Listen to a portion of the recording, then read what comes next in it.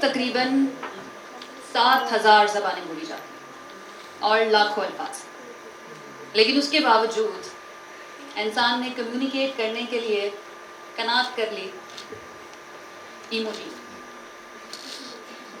یعنی کہ ہم کانوں کے ہوتے ہوئے بھی بہرے ہونے پر رضامند، ہمارے پاس زبان موجود ہے لیکن ہمیں اعتراض نہیں اگر گونگا کھا جائے۔ انسانی تہذیب کا سب سے بڑا کارنامہ یہ تھا کہ ہم نے آوازوں میں معنی بھر، زبان کہتے ہیں الفاظ میں، آواز میں معنی بھرنے کے ہونے۔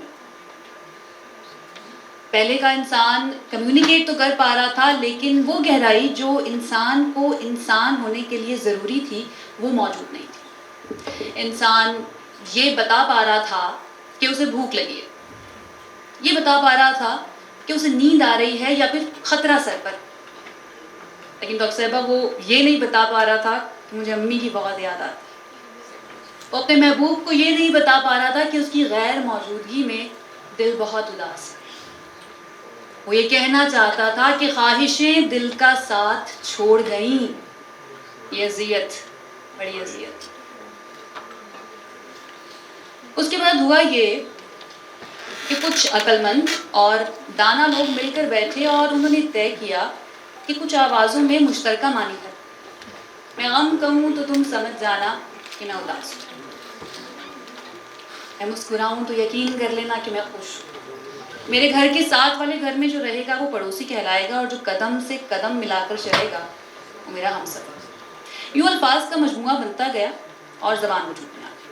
ہم ایک دوسرے کو بہتر انداز میں سمجھنے لگے، ایک ٹرانزیکشنل لینگویج ہم نے کریٹ کی، لیکن پھر بھی کچھ کمی تھی۔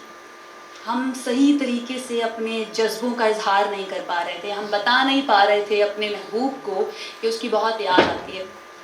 تو ہم نے زبان کے ذریعے ایک ایسی دنیا بھی آباد کر لی جس کا مادی تصور نہیں تھا۔ ہم نے درخت میں شجر دیکھ لی، ہم نے پھولوں میں خوبصورت گل کو محسوس کیا، ہمیں ہوا میں اڑتا پرندہ پسند نہیں تھا تو ہم نے راکھ سے فینکس اڑا لیا، ہم سمرغ، عنقا اور ہما کی پرواز کر لی۔ یوں جذبات، احساسات اور تخیل کو الفاظ میں پرو کر ہم نے وہ کام کیا جو کوئی اور مخلوق نہ کر پائی، ہم نے شاعری، اور شاعری اتنی اہم ٹھہری کہ ہمارے وجود کا ثبوت بن گئی۔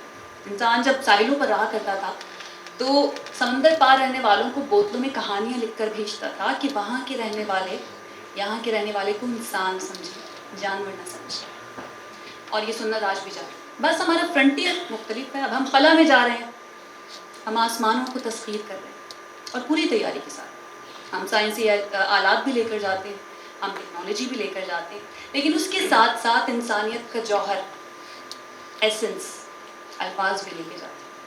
آج بھی ایسٹروناٹس جب اسپیس شپ پر جاتا ہے تو اس کی خواہش ہوتی ہے کہ دانتے کی ڈیوائن کامیڈی لے کر جائے، شیکسپیئر کا پلے لے کر جائے، اور کیوں نہ لے کر جائے۔ اقبال بھی تو کہہ اٹھتے تھے، حفظ اسرار کا فطرت کو ہے سودا ایسا، راز نہ پھر نہ کری کوئی پیدا۔ اور یہ اقبال کا تخیل ہی تھا جس نے شاہین کی پرواز کو وہ معنی دیے جو شاید اس کی میراث میں نہیں تھی۔ زدبانگ کے شاہین مکارم بزمی چیست، صحرا است کہ دریا است، تہے بالو پر ما است۔ اور اس کے بعد جب ساقی نامہ میں باغ میں بہار کا جو تخیل اقبال نے پیش کیا وہ کیا ہی ہوا خیمزن کاروان بہار، ارم بن گیا دامن کوثر، گلو نرگسو سوسنو نسترن، شہید ازل لالا خونی کا، جہاں چھپ گیا پردہ رنگ میں، لوہو کی ہے گردش رگے سنگ۔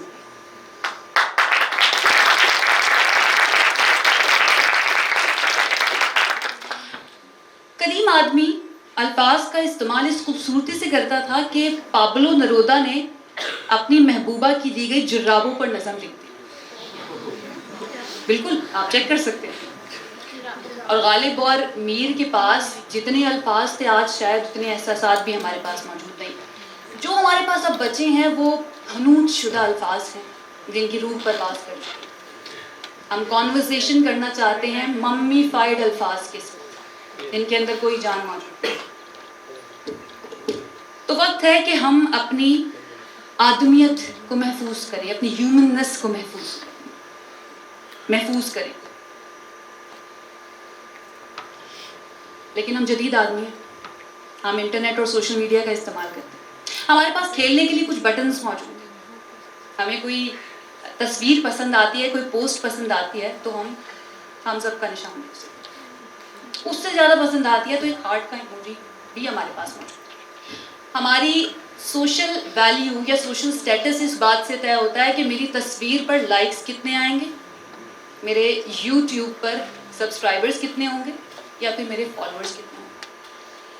تو ڈاکٹر صاحب مجھے یاد آ جاتا ہے افغانی کا وہ ڈسٹوپین ورلڈ جس میں لوگوں کو ان کے ناموں سے نہیں بلایا جاتا بلکہ بلایا جاتا ہے نمبرز کے ساتھ. یا جارج آرویل کا 1984 جہاں پر انسانوں پر حکمرانی کرنے کے لیے زبان کو کنٹرول میں رکھا جاتا ہے کہ ان سے ان کے الفاظ چھین لو, ان کا تخیل ختم ہو جائے گا, یہ سوچنا بند کر دیں گے, تھاٹ کرائم کرنا بند کر دیں گے.